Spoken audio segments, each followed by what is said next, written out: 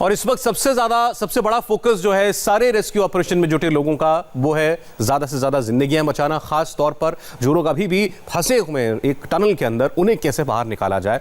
हमारे साथ इस वक्त एनडीआरएफ के डीजी एसएन प्रधान साहब जुड़ रहे हैं। प्रधान साहब, आपका स्वागत है। सबसे पहले अगर इस वक्त का आप व्यूअर्स के लिए एक अपडेट दे सकें, ये रेस्क्यू ऑपरेशन किस स्टेज पर है, इस वक्त सबसे ज़्यादा काम आपका कहाँ चल रहा है? देखिए, अभी जो टनल है, मेन टनल है तपोवन हाइडल प्रोजेक्ट का, उस पर काम चल रहा है, फोकस उसी पर है। और स्वाभाविक है क्योंकि जो सूचनाएं हैं वो ये है कि जो लोग लापता हैं उसमें से एक बड़ा हिस्सा उस टनल में हो सकता है।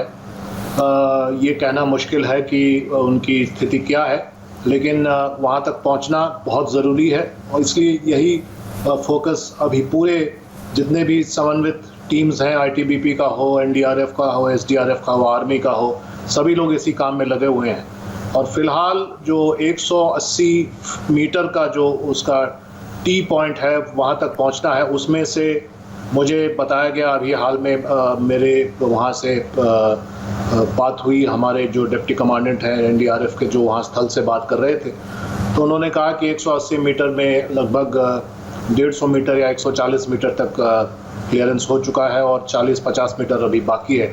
तो उसके बाद टी पॉइंट मिलेगा जहां से राइट जाना पड़ेगा, तो उसमें जो है छोटी टीम जाएगी, एनडीआरएफ, आईटीबीपी और अन्य की स्पेशलाइज्ड टीम जाएगी, ऑक्सीजन और अदर एपरेटस लेकर रेकी करेगी और तब पता चलेगा कि स्थिति क्या है।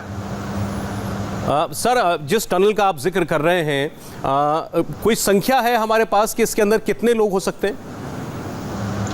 देखिए, संख्या बहुत वेरी कर रहा है। इनपुट्स तो हम लोगों ने लिया है। एनटीपीसी का मानना है कि 35 से 40 लोग हो सकते हैं, और लोगों का कहना है कि उससे ज़्यादा भी हो सकते हैं। तो इसलिए अभी संख्या कहना मुश्किल है, लेकिन निश्चित रूप से 35 तो कम से कम ज़रूर हैं वहाँ पर, और 35 एक बड़ी संख्या है। और अगर वो लोग सकुशल हैं या जिंदा हैं और किसी तरह से वो ठीक ठाक हैं, तो उन तक पहुँचना प्रायोरिटी नंबर 1 है, और इसी प्रायोरिटी पर अंजाम दिया जा रहा है। सर, जो भी सिचुएशन आपने अभी डिस्क्राइब की है और आपको जो अपडेट मिल रहा है वहाँ पर मौके पर मौजूद आपके अफसरों से, इसमें कितना वक्त लग सकता है उन लोगों तक टीम्स को पहुँचने में?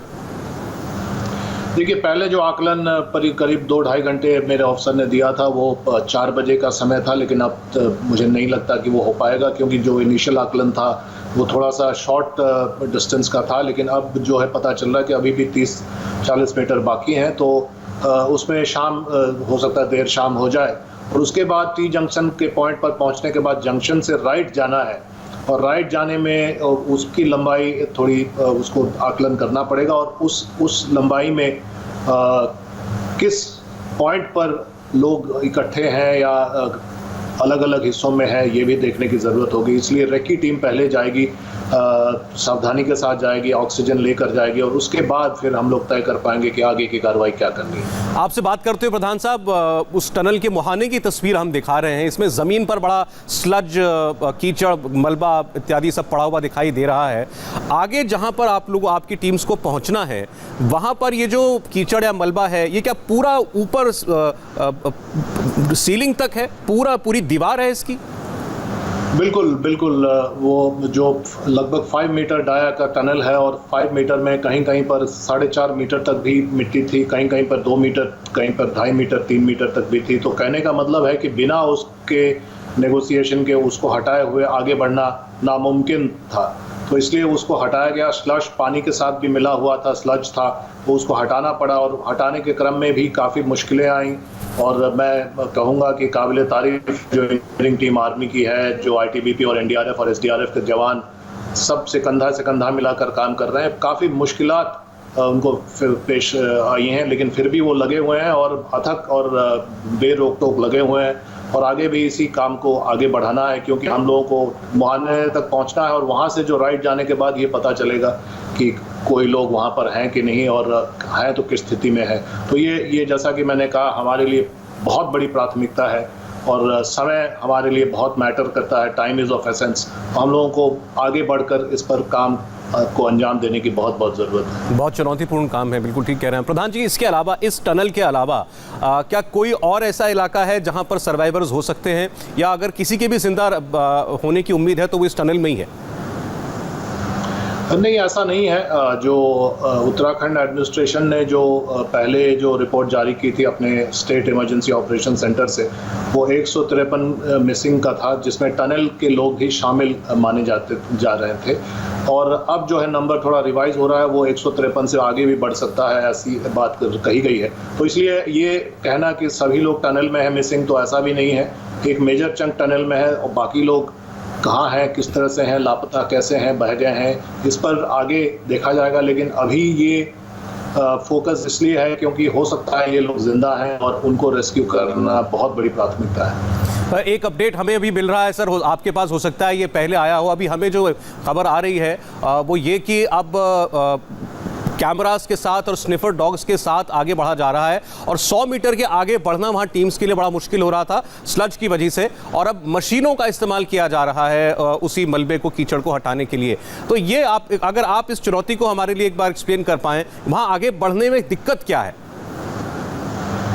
दिक्कत ये है कि देखिए, स्निफिंग भी पानी में करना मुश्किल है। स्निफर डॉग को पानी में काम करना वैसे भी मुश्किल होता है, और तो एक तरह से वो नाकाम हो जाता है, अपनी स्किल को नहीं दिखा पाता। और उसके अलावा पानी स्लज में रहने के चलते जो है, जो एरिया खाली किया जाता है उसमें फिर स्लज आ जा रहा है, तो ये एक अपने आप में बहुत मुश्किल पेश कर रहा है। और साथ ही साथ लोगों के जो बूट्स हैं वो भी डूब जा रहे हैं, पैर डूब जा रहे हैं, और अपना जो इक्विपमेंट है वो भी डूब जा रहा है। तो ये एक बहुत कॉम्प्लिकेटेड सिचुएशन है। लेकिन चूंकि इसको हम लोगों को किसी तरह आगे बढ़ना है और अगर लोग सर्वाइव कर रहे हैं तो उन तक पहुंचना है, तो इसलिए हम लोग इसमें लगे हुए हैं और तब तक लगे रहेंगे जब तक हम लोग सक्सीड न करें वहां तक पहुंचने में। मैं आपका ज़्यादा समय नहीं लूंगा प्रधान साहब, आप बहुत क्रिटिकल ऑपरेशन को ओवरसी कर रहे हैं। बस एक फ़र्क समझना चाह रहे थे आपसे कि कल जिन लोगों को ऐसी एक टनल से बचाया गया, 16-17 लोगों को, ITBP की टीमें वहाँ पर थीं, वो लोग उनको देख भी पा रहे थे, उनसे बात भी कर पा रहे थे। उस सिचुएशन में और इस टनल की सिचुएशन में क्या अंतर है?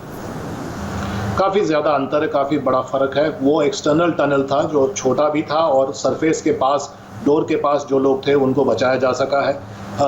ये बड़ा टनल है। ये एक आप कह सकते हैं कि जैसे मंदिर का गर्भगृह होता है, ये डैम का गर्भगृह है, और यहीं पर टरबाइन फिर लगती है और बाद में यही हार्ट ऑफ द डैम होता है। तो ये अब निश्चित रूप से एक टनल के शक्ल में है और अंदर है, deep in the dam structure होता है। तो ये निश्चित रूप से अपने आप में एक नेगोशिएशन के लिए तकलीफ साबित करता है, और डीपर होने के चलते उसमें पानी भी, स्लज भी ज़्यादा घुस जाता है और डेप्थ भी ज़्यादा होता है। तो इसलिए ये एक दूसरे तरीके का चैलेंज है और उसको दोनों को कंपेयर नहीं किया जा सकता। सर, आखिरी सवाल मेरा, बहुत से लोग इस आपदा की तुलना जो है वो 2013 की तुलना से कर रहे हैं। तब भी ग्लेशियर से ही पानी बह करके आया था, इन्हीं वैलीज में आया था। आप क्या दोनों की तुलना को ठीक मानते हैं?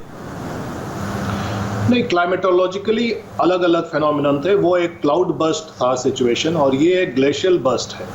पानी दोनों में शामिल था, लेकिन वो क्लाउड बर्स्ट था और इतनी ज़्यादा वहाँ क्लाउड बर्स्ट की सिचुएशन आई कि नदी का उफान जो है काफ़ी दूर तक चला। इसमें जो है ग्लेशियर की जितनी क्षमता थी वहीं तक ही नदी का उफान हुआ, क्योंकि आप देखा होगा आपने कि ग्लेशियर के फटने के बाद, रैनी ग्लेशियर के फटने के बाद उसके करीब 30 किलोमीटर 40 किलोमीटर तक पानी का उफान रहा, और उसके बाद पानी जो है नॉर्मल हो चुका। तो ये निश्चित रूप से स्केल ऑफ द डेवास्टेशन में फ़र्क था, और क्लाइमेटोलॉजिकली जो दोनों फिनोमिनन है वो दोनों अलग अलग फिनोमिनन थे।